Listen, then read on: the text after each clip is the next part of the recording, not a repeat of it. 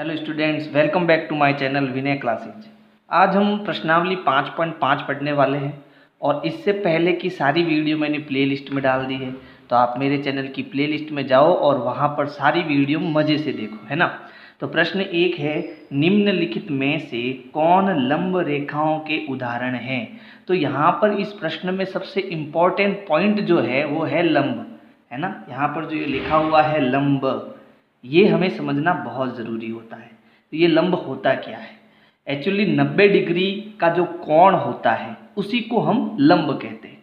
अब 90 डिग्री का कोण हमने बनाया हुआ है, तो देखो 90 डिग्री का कोण कैसे बनाते हैं। तो इसके लिए सबसे पहले हमें एक सीधी लाइन ड्रॉ करनी है, जैसे मैंने ये लाइन एक ड्रॉ करी, ठीक है। अब देखो यहाँ पर दो पॉइंट है, एक पॉइंट है ए और दूसरा पॉइंट मेरे पास है बी।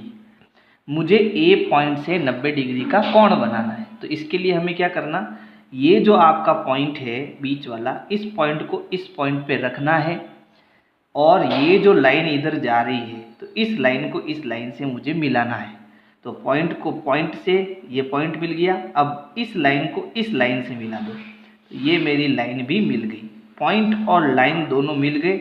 अब हमें क्या करना है, लाइन हमारी किधर जा रही है, इस तरफ जा रही है ना, इस तरफ जा रही है। तो इस तरफ से हमें 0 से आगे बढ़ना है 90 तक, क्योंकि मुझे 90 डिग्री का कोण बनाना है। तो देखो ये 0 अंदर की ओर है, तो 0, 10, 20, 30, 40, 50, 60, 70, 80, 90। तो ये मेरे पास आ गया 90 डिग्री। यहाँ पर क्या करना है, पॉइंट लगाना है। इस पॉइंट को पॉइंट ए से मिलाना है। ये जो हमारा पॉइंट ए है इससे हमें इसको मिलाना है। तो ये यहाँ पर एक 90 डिग्री का कोण बन गया। ये जो कोण है वो कैसा कोण है, 90 डिग्री का कोण है। इसी को हम 90 डिग्री के कोण को ही हम क्या कहते हैं, लंब कहते हैं। क्या कहते हैं, लंब कहते हैं। जैसे आपके घर की जो दीवार है ना, वो आपके जो नीचे का फर्श है उससे कैसे खड़ी है, एकदम सीधी खड़ी है। तो आपकी जो दीवार है वो एक लंब की तरह काम कर रही है ना। तो जो 90 डिग्री के दैनिक जीवन में हम एक दूसरे के ठीक सीधे ऊपर देखते हैं कोई भी चीज़, है ना, उसको हम लंब कहेंगे।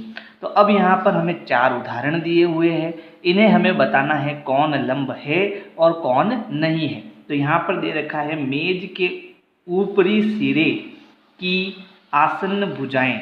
तो आपकी जो घर की टेबल होती है ना, उस टेबल के जो ऊपरी सिरा है, ऊपर वाला सिरा है, उसकी आसन भुजाएं, यानी जो नीचे वो भुजाएं लगी हुई ना, आसन भुजाएं। जैसे ये आपकी टेबल होगी, ठीक है, मान लो ये टेबल है, तो इसकी आसन भुजा कहाँ जा रही है, ऐसे नीचे की ओर जा रही है। तो ये एकदम सीधी है ना। तो सीधी है तो कितने डिग्री का कोण बना रही है, 90 डिग्री का। तो क्या ये लंब है क्या, बिल्कुल हम कहेंगे हाँ ये लंब है। अच्छा, दूसरा उदाहरण देखो। दूसरा उदाहरण है, रेल पथ की पटरियाँ। तो अब आपके देखो रेल पथ की जो पटरियाँ है ये ऐसे होती है, ठीक है। तो क्या ये दोनों 90 डिग्री का कोण बना रही है, ये 90 डिग्री का कोण नहीं बना रही है। 90 डिग्री का कोण कैसे बनता है, 90 डिग्री का कोण ऐसे बनता है, ठीक है। एक तो ऐसे हो, एक सीध में इसके ऊपर हो, तो 90 डिग्री का कोण बनता है। जबकि पटरियाँ तो ऐसे होती है, ट्रेन की जो पटरियाँ है वो ऐसे सीध में होती है। तो ये 0 डिग्री कोण बनता है, 90 डिग्री का कोण नहीं बनता है इसमें। तो हम कहेंगे नहीं, रेल की पटरियाँ जो है वो लंब नहीं है। फिर अक्सर एल देखो कैसे बनता है, ये एल ऐसे बनता है, ये हमने एल ही तो बनाया है, तो ये लंब है एक दूसरे के ऊपर, है ना। तो हम कहेंगे हाँ ये एक दूसरे के ऊपर क्या है, लंब है। फिर है अक्सर वी देखो वी ऐसे बनता है, तो ये एक दूसरे के ठीक ऊपर नहीं है ना, ये तो कोई कोण बन गया। तो ये एकदम सीधा नहीं है, जब तक कोई सीधा नहीं होता तब तक वो लंब नहीं होता है, ठीक है। तो हम कहेंगे नहीं ये लंब नहीं है। बस हमें हाँ नहीं बताना था, ठीक है। तो ये पहला प्रश्न आपको समझ में आया, जो चीज़ 90 डिग्री पर होती है वो एक दूसरे की लंब होती है। फिर दूसरा प्रश्न है, मान लीजिए रेखाखंड पी की। तो रेखाखंड क्या होता है, एक सीधी लाइन होती है, उसको हम रेखाखंड बोलते हैं। तो यहाँ पर मैं एक रेखाखंड बना लेता हूँ। मान लो मैंने ये लाइन खींची, आपके ये पॉइंट हो गया P और ये पॉइंट हो गया Q। तो ये मेरा हो गया रेखाखंड PQ। तो प्रश्न है, मान लीजिए रेखाखंड PQ रेखाखंड XY पर लंब है। तो ये जो PQ है वो XY पर लंब है ना। और आगे क्या कह रहा है, मान लीजिए ये परस्पर बिंदु A पर प्रतिच्छेद करते हैं। कहाँ पर प्रतिच्छेद करते हैं? A पर प्रतिच्छेद करते हैं। तो कोण PAY की माप ज्ञात कीजिए। तो ये जो PQ रेखा है वो XY पर लंब है ना। तो क्योंकि यहाँ नीचे XY आना चाहिए था, यहाँ नीचे हमारे पास XY आना चाहिए था, और PQ इसको काट रहा है। प्रतिच्छेद, प्रतिच्छेद का मतलब होता है काटना। प्रतिच्छेद का मतलब क्या होता है? एक दूसरे को काटना। और कहाँ पर काट रहा है? ये 90 डिग्री पर काट रहा है। यहाँ पर लिखा हुआ है ना, एक दूसरे पर लंब है, तो एक दूसरे को ऐसे 90 डिग्री पर ये काट रहा है। अच्छा, इसका नाम क्या है? P और Q। तो P और Q नीचे की तरफ है और X और Y जो है ऐसे सीध में है, क्योंकि XY पर PQ लंब है, यानी PQ जो है वो 90 डिग्री का कोण बना रहा है। अच्छा, अब ये जो परस्पर आपके काट रहे हैं वो बिंदु कौन सा है? वो बिंदु A है, यानी ये जो पॉइंट है वो आपका A हो गया। अब हमें बताना है कि ये कोण PAY जो है वो कितना डिग्री है। तो देखो P कहाँ है? P ये रहा। A कहाँ है? A यार ये वाला है। और Y कहाँ है? यहाँ है। तो ये कोण कितना है आप जल्दी से बताओ। तो ये भी कितना होगा? 90 डिग्री ही होगा, है ना, क्योंकि चाहे सीधा ऐसा हो या नीचे की ओर हो तो ये 90 डिग्री होता है। हर जगह कितना होता है? 90 डिग्री होता है। तो हम कहेंगे कोण PAY की माप बराबर 90 डिग्री है। बस इतना सा उत्तर है अपना, और कुछ नहीं। प्रश्न समझ में आना जरूरी है ना। अगला प्रश्न देखो, अगला प्रश्न क्या है? अगला प्रश्न है आपके ज्यामिति बॉक्स में 2 सेट स्क्वायर है। अब ये सेट स्क्वायर क्या होते हैं इसको समझो। तो अलग अलग माप के ऐसे 2 सेट स्क्वायर आपके ज्यामिति बॉक्स में होते हैं, यानी इस 2 बॉक्स में होते हैं, ठीक है। ऐसे आपके सेट स्क्वायर होते हैं।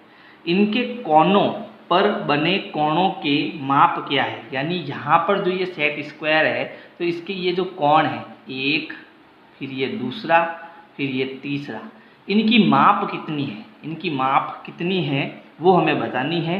क्या इनमें कोई ऐसी माप है जो दोनों में उभयनिष्ठ है? फिर यहाँ ऐसे सेट स्क्वायर 2 होते हैं, मेरे पास एक ही है फिलहाल, एक थोड़ा अलग होता है, एक अलग टाइप का होता है, ठीक है। तो इन दोनों की कोणों की जो माप होती है वो फिक्स होती है, वो मैं बता देता हूँ। तो इसका उत्तर यहाँ लिख देता हूँ मैं, ठीक है। जो प्रथम यानी पहला सेट स्क्वायर है, सेट स्क्वायर, ठीक है, जो प्रथम सेट स्क्वायर है ये यहाँ लिखा हुआ है, ठीक है, उसकी जो माप होती है वो होती है 30 डिग्री, फिर 60 डिग्री और फिर 90 डिग्री। यानी जो ये पहला सेट स्क्वायर है कुछ इस प्रकार का होता है, ठीक है। इसमें ये 90 डिग्री होता है, ये 30 डिग्री होता है और ये कितना होता है? 60 डिग्री होता है। दूसरा जो सेट स्क्वायर है, ठीक है, दूसरा सेट स्क्वायर, दूसरा जो सेट स्क्वायर है उसकी माप ये होती है 45 डिग्री, दूसरा भी 45 डिग्री और तीसरा 90 डिग्री, ठीक है। ये दोनों अलग अलग माप होते हैं, आप माप के देखना कोणों को, ठीक है। तो अब इस प्रश्न में मुझे ये पूछा है कि जो ये दोनों सेट स्क्वायर है उनमें कोई उभयनिष्ठ कोण है क्या? तो देखो इसमें भी 90 है और इसमें भी 90 है, ठीक है। तो हम कहेंगे दोनों में 90 डिग्री उभयनिष्ठ है। तो दोनों में क्या उभयनिष्ठ है? 90 डिग्री उभयनिष्ठ है। ये देखो यहाँ पर ये सेट स्क्वायर है और ये अगर मैं ऐसे देखूँ, है ना, तो ये देखो ये इसके ठीक सीधे में ऊपर की ओर है, तो ये कोण कितना हुआ आपके? 90 डिग्री हुआ। अगला प्रश्न देखो क्या है, प्रश्न संख्या 4 देखो क्या है। इस आकृति को ध्यान से देखिए। यहाँ पर एक आकृति दी हुई है, इसको हमें ध्यान से देखना है। देखो आप इसको ध्यान से देखो, देख लिए। अब आगे क्या कहता है प्रश्न? रेखा L, तो यहाँ पर देखो ये जो ऐसे नीचे वाली लाइन है ये आपकी रेखा L है, इसको हम क्या पढ़ेंगे? रेखा L। यहाँ L लिखा हुआ है देखो, है ना। फिर रेखा M, ये जो ये इस तरफ नीचे की ओर जा रही है वो क्या है? M है रेखा, और ये एक दूसरे पर क्या है? लंब है, यानी एक दूसरे के साथ ये 90 डिग्री का कोण बना रहे हैं। अभी मैंने समझाया कि लंब का मतलब होता है 90 डिग्री। तो एक रेखा आपकी ऐसे हो गई, दूसरी रेखा आपकी ऐसे हो गई, ठीक है। तो ये आपके कौन सी रेखा L और ये आपकी कौन सी रेखा M, ये दोनों एक दूसरे पर क्या कोण बना रहे हैं, 90 डिग्री का कोण बना रहे हैं। इसी को हम क्या बोलते हैं, लंब है। तो लंब आपको ध्यान में रखना है, ये एक दूसरे पर 90 डिग्री का कोण बनाते हैं। अब हमें क्या करना है, इन प्रश्नों के उत्तर देने हैं इस चित्र को देखकर। तो पहला प्रश्न क्या है, क्या CE बराबर EG होगा क्या, है ना। अब देखो CE कहाँ है, तो देखो यहाँ पर C से E, ये CE है, ठीक है। फिर EG कहाँ है, तो ये E से G यहाँ पर है। क्या ये दोनों बराबर है, वो हमें बताना है। तो ध्यान से समझना इसको। देखो सबसे पहले यहाँ पर ये जो लाइन बनी हुई है, इस पर नंबर लिखे हुए हैं, संख्या लिखी हुई है, जो कहाँ से शुरू हो रही है, 0 से शुरू हो रही है। 0, 1, 2, 3, 4, 5, 6, 7, 8 ऐसे लाइन बनी हुई है, ठीक है। अब यहाँ पर मुझे बताना है CE। तो देखो मैं पहले का उत्तर लिख रहा हूँ, A का उत्तर लिख रहा हूँ यहाँ पर। तो ये जो CE है वो कितनी है, ध्यान से देखना। तो ये C जो E है वो कहाँ से शुरू हो रही है, C से D, पहले C से D जा रही है। तो ये पहले गई C से D प्लस फिर कहाँ गई, D से E। C से E मुझे बताना है, तो वो कहाँ से गई, पहले गई C से D फिर D से E, यहाँ पर आ गई सीधी CE, है ना। तो अगली क्या है, DE। इन दोनों को मिलाने पर मुझे क्या मिला, CE मिला। अच्छा अब मुझे बताओ ये CE कितना है, CE कितना है। देखो यहाँ पर 0 से 1, ये एक भाग, ये भी एक भाग, सारे एक एक भाग के हैं, है ना, ये सारे एक एक यूनिट के हैं। तो C ये 3 से 4 कितना हुआ, 1, ठीक है। और D से E कितना हुआ, 1, तो 1 और 1 कितना हो गया, 2। तो ये जो आपके CD है वो कितना है, 1 यूनिट, और DE कितना है, 1 यूनिट, और दोनों को मिलाकर कितना हो गया, 2 यूनिट। यूनिट को बोलते हैं इकाई, तो यहाँ 2 इकाई लिख देता हूँ मैं। तो फिर हमें क्या बताना है, CE हो गया। अब EG देखो, EG कितना आता है, तो EG कहाँ से कहाँ तक है, देखो E से G यहाँ तक है। तो E से G तक मुझे जाने के लिए पहले कहाँ से कहाँ जाना पड़ेगा, E से F जाना पड़ेगा। तो E से F लिखो, फिर इसमें जोड़ो F से G, F से G, हम आ गए EG तक, आ गए। अब EF कितना है, ये भी 1 यूनिट है, प्लस FG कितना है, ये भी 1 यूनिट है। तो 1 और 1 कितना हो गया, 2 इकाई हो गया। अब देखो CE भी 2 इकाई है, EG भी 2 इकाई है, दोनों 2 इकाई है, इसका मतलब दोनों क्या हुए, बराबर हुए। तो मैं कह सकता हूँ कि जो CE है वो EG के क्या है, बराबर है। ये हमारा उत्तर हो जाएगा। अब B क्या है, B प्रश्न देखो ध्यान से। B है, क्या रेखा PE कहाँ है, ध्यान से देखना। ये आपका P हो गया और ये आपका E हो गया, ठीक है। ये आपके जो रेखा P से E है, यानी यहाँ से लगाकर यहाँ तक, ये E पॉइंट हो गया आपका, ठीक है।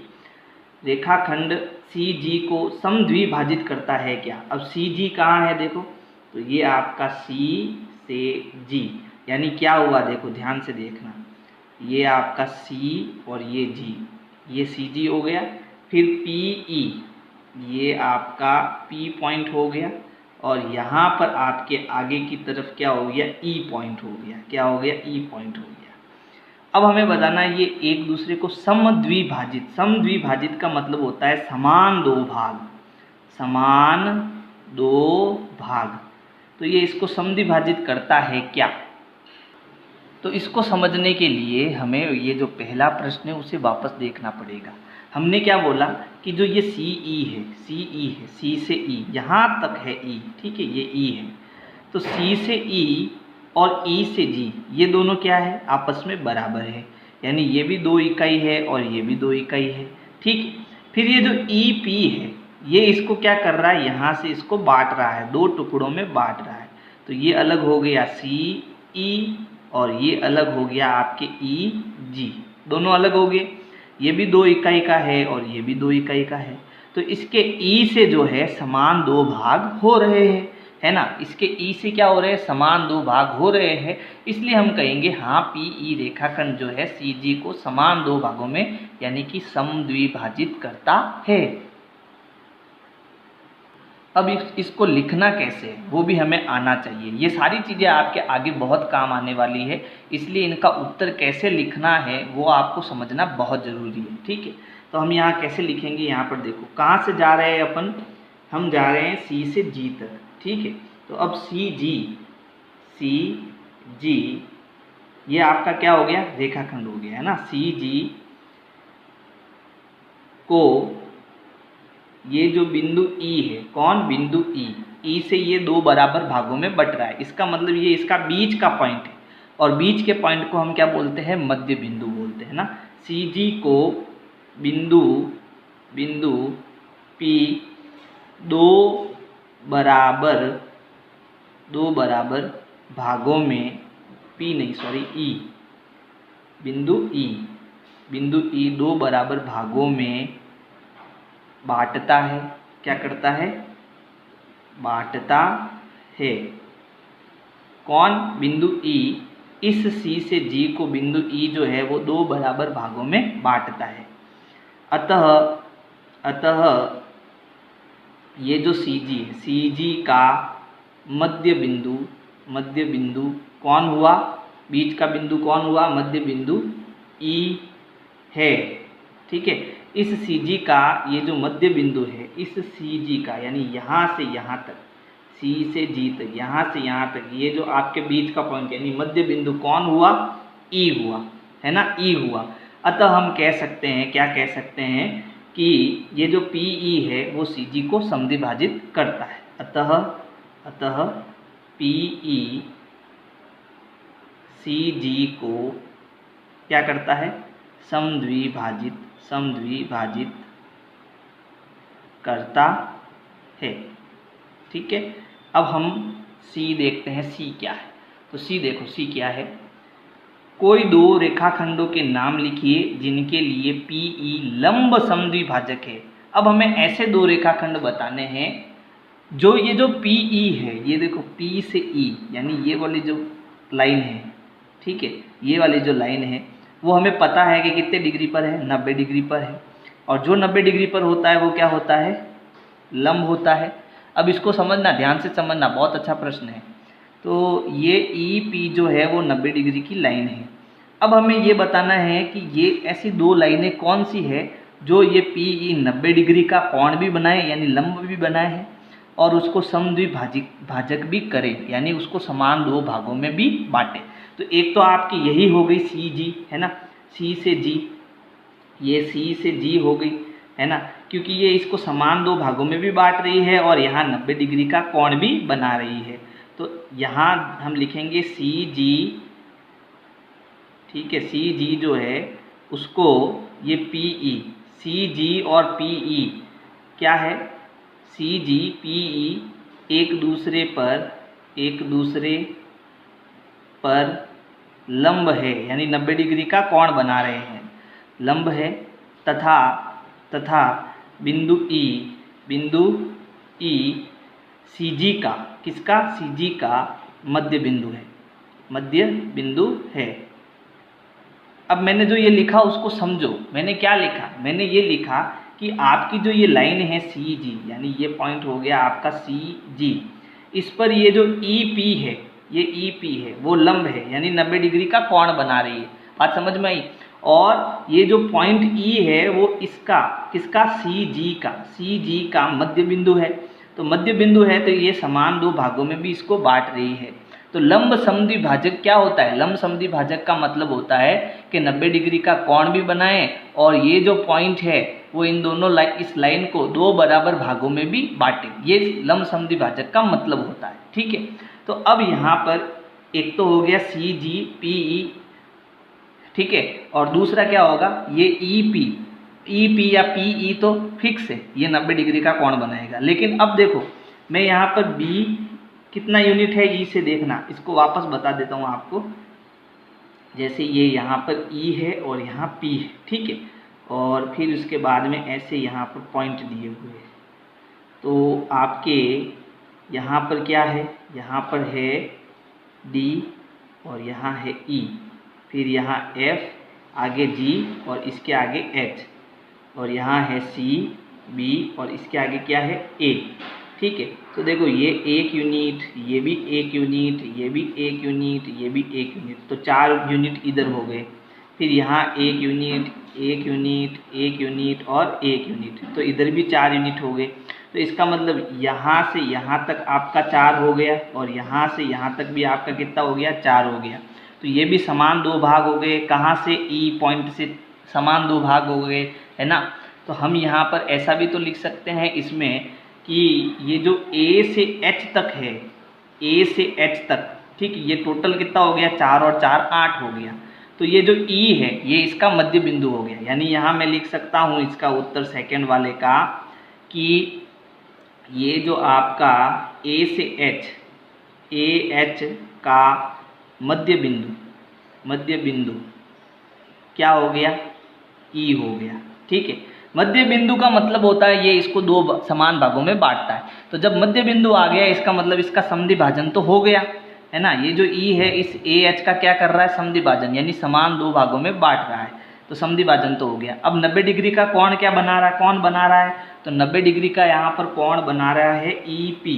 ठीक है, जो ये AH है इस पर आपका ये लंब का निशान, लंब मतलब 90 डिग्री, AH जो है वो EP पर, किस पर, EP पर 90 डिग्री का कोण बना रहा है, यानी EP पर लंब है। चाहे तो आप इसको गणित में ऐसे लिखो, चाहे ऐसे भी लिख सकते हो, AH EP पर लंब है।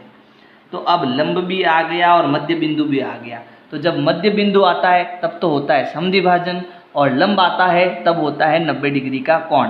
तो ये लंब समद्वि भाजन हो गया। ठीक है, अब ये जो C पॉइंट है आप इसको हिंदी में की जगह गणित में लिखने की कोशिश करो। अब गणित में कैसे लिखना है इसको समझो। जैसे मान लो हमको क्या समझना है, हमको समझना है एक तो समद्वि भाजन ये क्या होता है, और एक समझना है लंब समद्वि भाजन। ये 2 चीज़ हमें समझनी है। तो मैं आपको क्लियर कर लेता हूँ ये होता क्या है। जैसे मान लो मेरे पास समद्वि भाजन का मतलब होता है मध्य बिंदु। अगर मुझे मध्य बिंदु मिल जाता है, क्या मिल जाता है, मध्य बिंदु मिल जाता है, तो मैं किसी भी लाइन के समान 2 भाग कर सकता हूँ। जैसे मान लो ये मेरे पास पॉइंट है A और ये पॉइंट है B और यहाँ बीच में एक पॉइंट है P।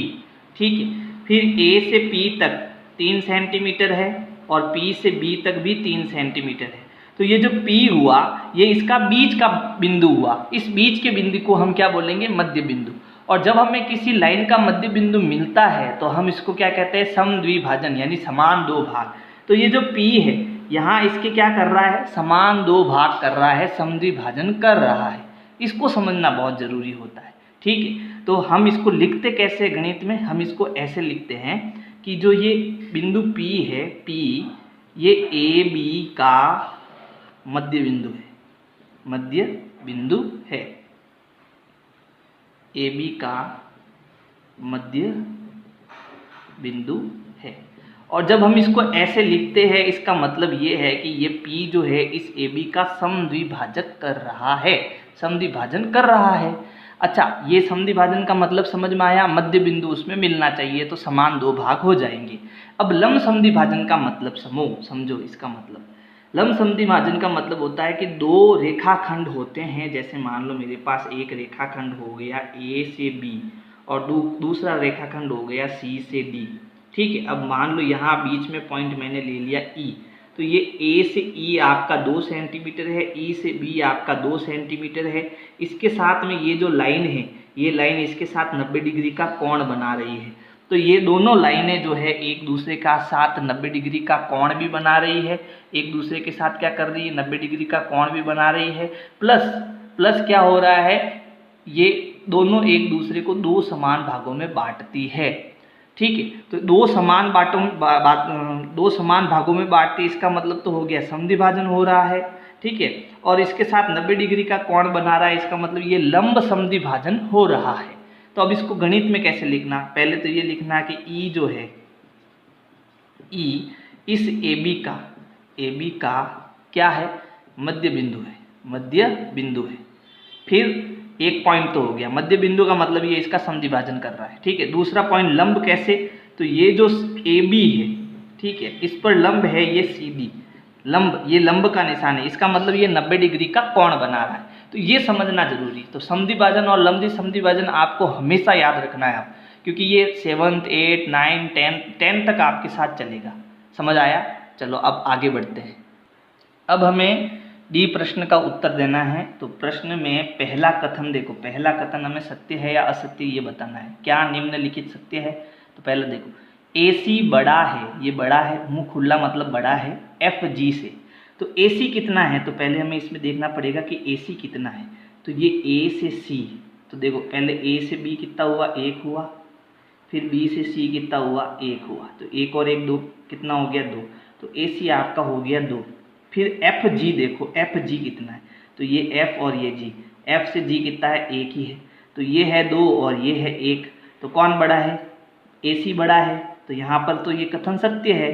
तो पहले का कथन हमें क्या लिखना है कि AC बड़ा है FG से, तो ये हमारा कथन क्या है, सत्य है, ठीक है, क्योंकि ये 2 इकाई आ रहा है और ये 1 इकाई आ रहा है, ठीक है। अब दूसरा देखो, दूसरा क्या है, दूसरा है CD बराबर है GH के, तो इनकी इकाइयाँ निकालो। CD कितना है देखो, C से D आपका 1 यूनिट आ रहा है। HG देखो, सॉरी GH देखो, तो G से H भी कितना है, 1 यूनिट, तो ये भी कथन हमारा क्या है, सत्य है।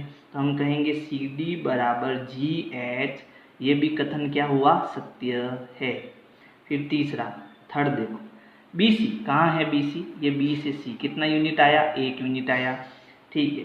फिर BC छोटा है EH से। अब EH कहाँ है देखो, ये E हो गया और ये H हो गया, तो E से H कितना यूनिट हुआ देखो, E से F 1 2 और 3, तो इसका कितना यूनिट आया, 3 यूनिट आया।